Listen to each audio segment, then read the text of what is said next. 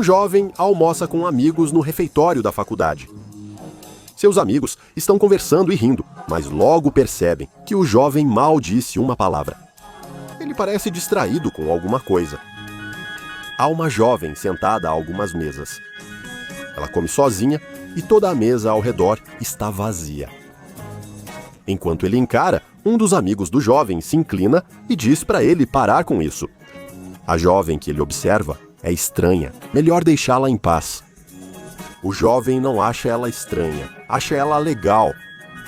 Ele já a viu em aula e ela só parece tímida, não estranha.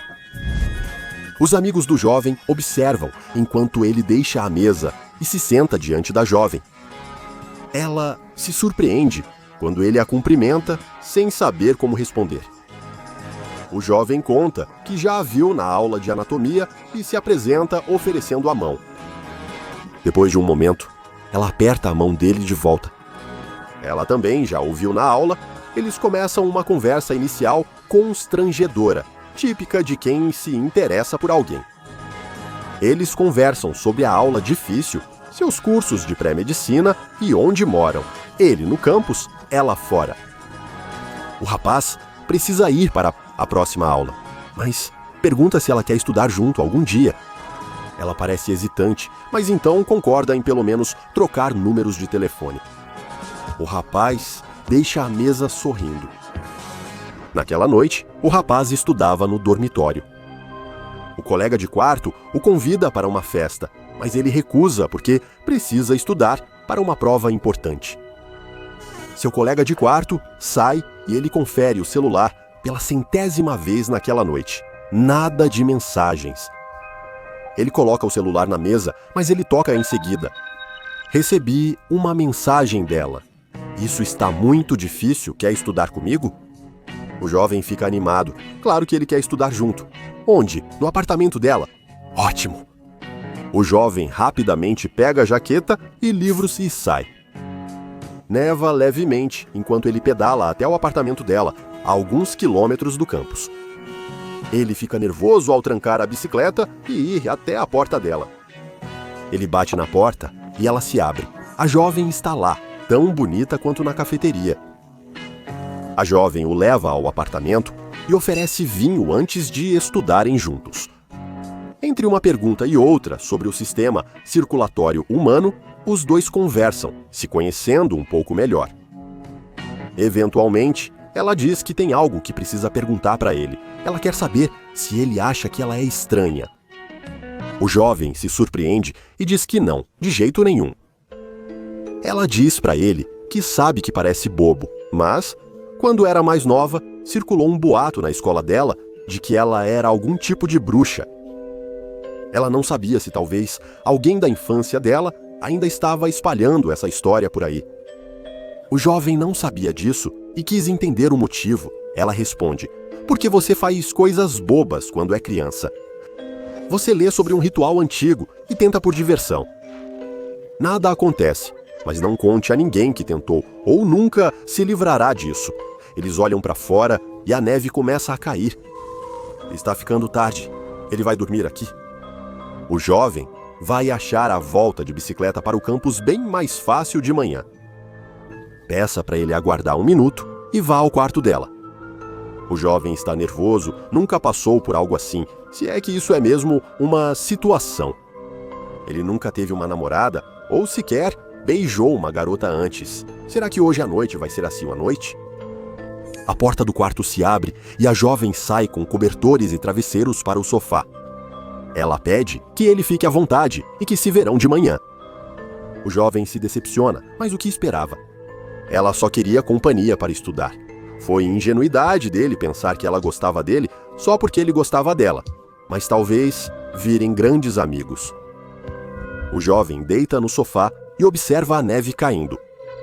Aqui é calmo e silencioso, ao contrário do dormitório, onde sempre há barulho. Ele observa os flocos de neve passando pela janela, enquanto seus olhos começam a pesar e ele adormece. O que foi isso? O jovem se sobressalta. Ele poderia jurar que ouviu alguma coisa.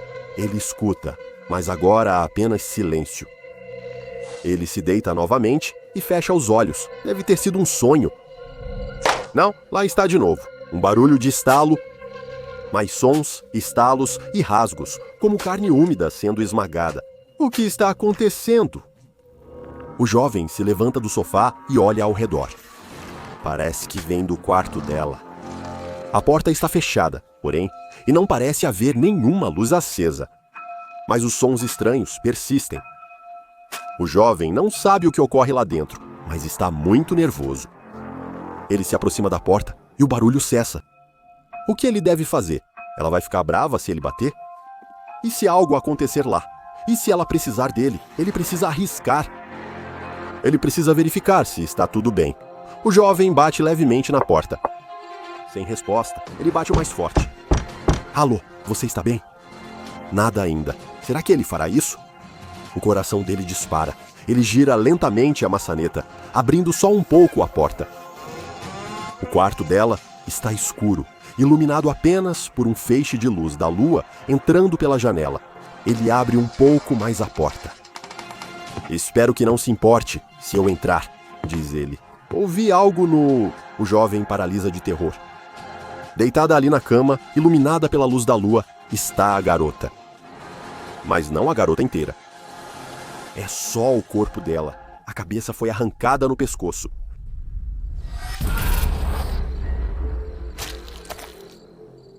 Infelizmente, esse estudante nunca vai se destacar na aula de anatomia, porque até mesmo algo inocente, como um encontro de estudos, pode dar errado rapidamente quando seu parceiro é a estranha e perigosa criatura que muitos chamam de Penanggalan, mas que é mais conhecida pela Fundação SCP como SCP-1060. SCP-1060 é a designação dada à mulher humana, incluindo corpo e cabeça, que atende pelo nome de Adila. Em entrevistas, a sujeita relatou ter 22 anos e ser fluente em malaio, com alguma proficiência em inglês malaio, que mistura elementos do inglês britânico e do malaio.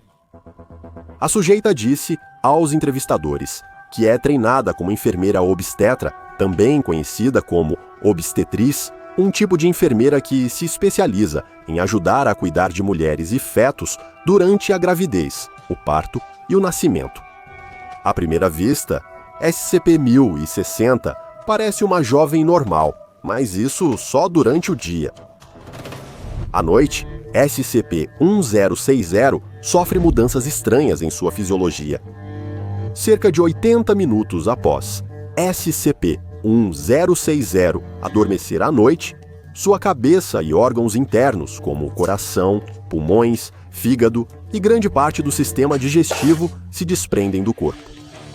Isso acontece com um movimento brusco que arranca a cabeça e órgãos do corpo, deixando um grande buraco no pescoço. A cabeça separada e os órgãos pendurados começam a levitar por um processo ainda não explicado pela Fundação SCP. Eles flutuam pelo cômodo enquanto ocorrem outras mudanças físicas, como o aumento da língua do sujeito para cerca de 22 centímetros, que passa a se mover no ar como uma cobra. Os dentes caninos superiores e inferiores do sujeito crescem e ficam mais afiados, enquanto o corpo permanece deitado na mesma posição após a cabeça se desprender. Se houver comida, SCP-1060 usar seus intestinos pendurados como membro preênsil para levar a comida à boca e rasgá-la com dentes afiados. Depois de terminar de se alimentar, a cabeça sem corpo mergulhará seus órgãos expostos em uma tina de vinagre de vinho de arroz.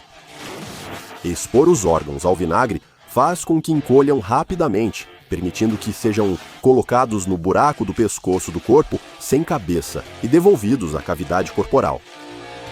A cabeça, então, parece se recolocar ao corpo perfeitamente. A língua e os dentes voltam ao tamanho normal, e não restam sinais de que a cabeça desse corpo estava flutuando por aí por conta própria há poucos instantes. SCP-1060 afirma não ter conhecimento de que qualquer uma dessas coisas acontece, insistindo que ela dorme normalmente.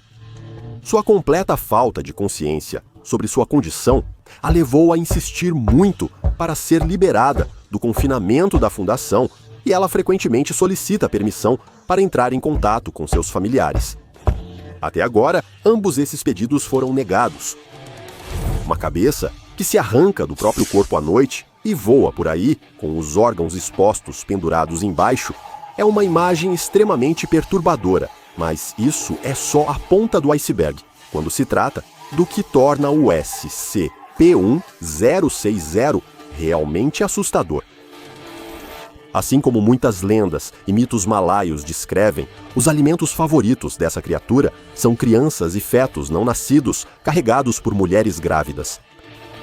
A Fundação descobriu isso em um incidente perturbador, chamado SCP-1060-01A. Nele, uma pesquisadora grávida de segundo trimestre entrou na câmara de contenção do SCP-1060 durante seu comportamento noturno para reabastecer a bacia de vinagre, permitindo que ele retornasse à forma humana. Apesar de não ter demonstrado comportamento agressivo em relação à equipe anteriormente, assim que a pesquisadora entrou na câmara, o SCP-1060 imediatamente voou em sua direção. Ele usou suas entranhas penduradas para imobilizar a pesquisadora, e o resultado não foi nada bonito. Infelizmente, nem a pesquisadora, nem o feto que ela carregava sobreviveram. Após esse incidente, os procedimentos de contenção para o SCP-1060 foram atualizados para especificar que membros da equipe que estejam grávidas ou suspeitem que possam estar grávidas não têm permissão para entrar na câmara de contenção durante o ciclo noturno. As origens do SCP-1060 e como a jovem obteve essas propriedades anômalas são desconhecidas, mas vários contos do folclore malaio descrevem criatura semelhante. A Penanggalan é uma criatura parecida com um vampiro, mas com uma diferença: ela escolheu ser assim. Mitos malaios relatam que algumas mulheres se tornam Penanggalan, meditando durante um banho ritual em vinagre. Todo o corpo delas fica submerso, exceto a cabeça, e por magia negra conseguem fazer a cabeça se separar do corpo e virar algo semelhante ao SCP-1060.